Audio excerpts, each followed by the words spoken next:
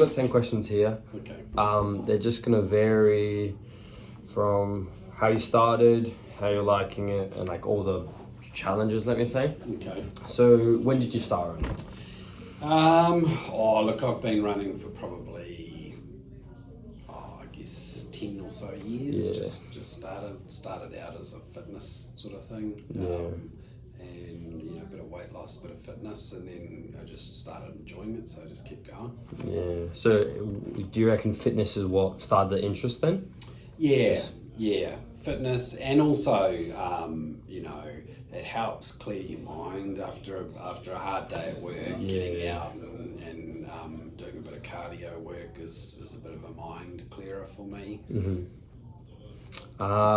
So, when you started off, how long was your training to get to your first marathon, would you say?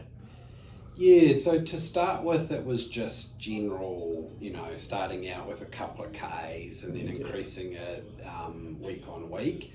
I probably ran for probably a good year or so of just running and getting out and extending distance before I thought about engaging in an event. And then, so once I did that, once I signed up for an event, then it helped me push along and further my training with the training plan, actually. So did you do interval training? I didn't do it to start with. I didn't do a lot of interval training. I just really ran for distance. It was more about because I knew I needed to run 21.1 for the half. It was all just about getting out. So the first event that I did, I didn't really use a plan or anything. I just basically looked at it and said, okay, I think I can do this. If I increase my mileage week on week, then I'll get to the point. What was your first event? My first event was a half marathon. So I went over to Noosa and did the Noosa half marathon. Oh yeah. So that was nice. It was a bit of a destination event, so that was good. Let's see. How many marathons have you done? I've done 3 half marathons. 3 half? Yeah. Have you ever done a full? No. Are you thinking of it? Yeah, I would. I mean, for me, my halves were to try and get. I wanted to get it faster rather than. So my goal was to run half and go faster. So. Do you reckon you'd do an Ironman? Probably not an Ironman because I'm not the swimming side of things. Is what I like. I love cycling and I love running, but I'm not.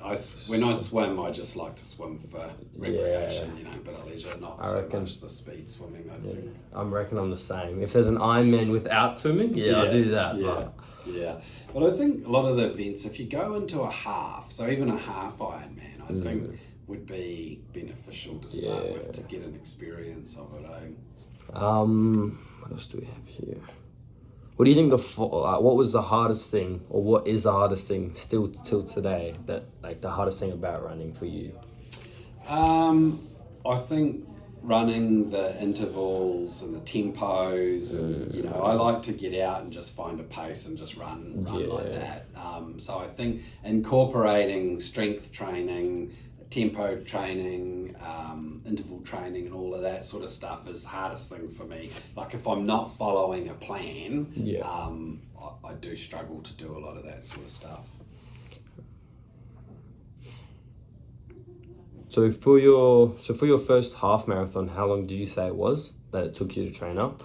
I was probably training. It was probably a couple of years, So I just started running and just doing that, and then I looked at it and thought, well, I want to do an event. So and then I decided that I was going over to Queensland anyway, and the Noosa one was on, so I was like, okay, I'll do that. So it probably took me a couple of years to build up to it, for the first one. How often do you reckon you run?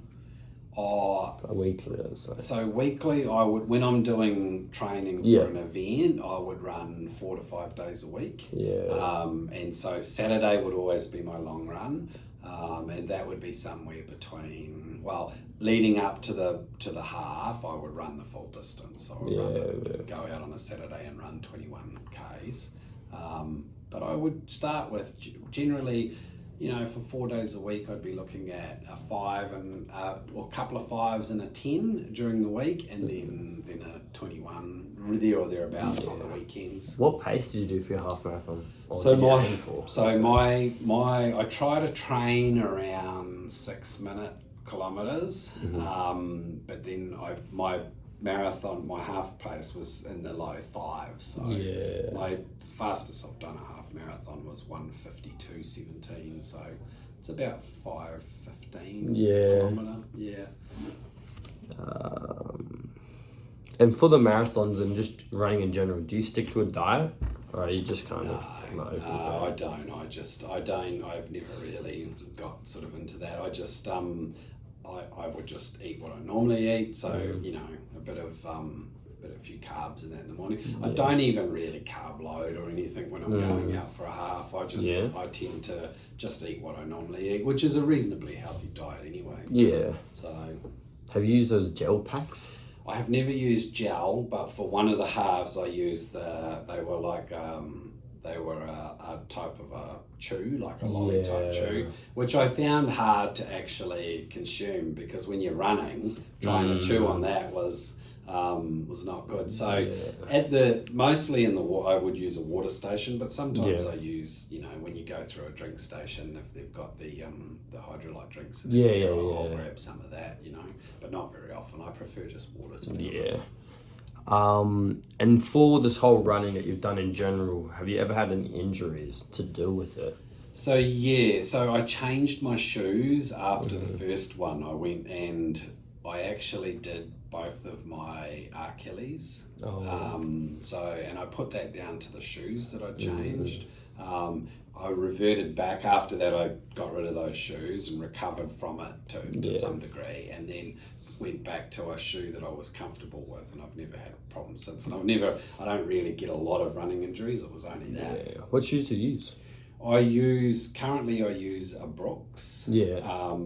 But most of the running that I've done has been using a Nike Vomero, which, because I'm a bit of a heavier runner, they're a cushion shoe. And they pad up around the ankle and Achilles, so it was quite a nice shoe to run. So what else do we have?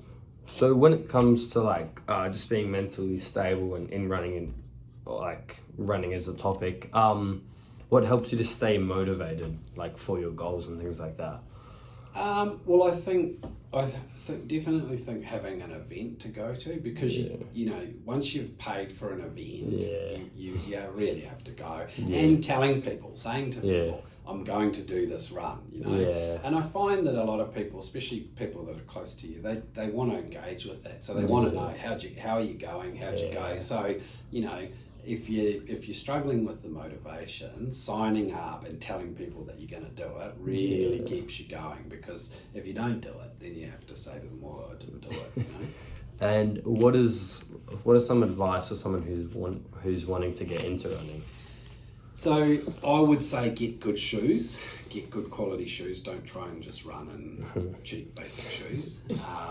That's a must. I would say engage in a plan, and there's plenty of plans and on the internet, because they help you to stage up what you're doing. If it's a 12 or 14 week plan, it really shows you what you need to do for that. I would definitely engage in strength training.